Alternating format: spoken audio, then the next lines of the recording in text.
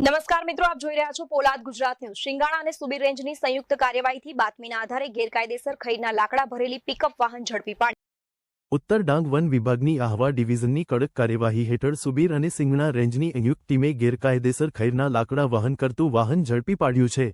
બાતમીના આધારે શિંગાણાથી ગિરમાળ માર્ગ પર વોચ ગોઠવવામાં આવી હતી।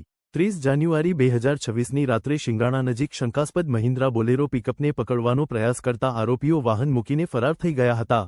તપાસમાં વાહનમાંથી 22 નંગ ખૈરના લાકડા અંદાજે 1.617 ઘનમીટર મળી આવ્યા, જેની કુલ કિંમત વાહન સહિત આશરે ₹1,45,000 છે।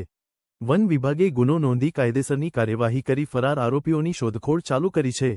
વન વિભાગની ઝડપી કાર્યવાહીથી લાકડા ચોરોમાં ફફડાટ ફેલાયો છે। પોલાદ ગુજરાત ન્યૂઝ, આહવા ડાંગ।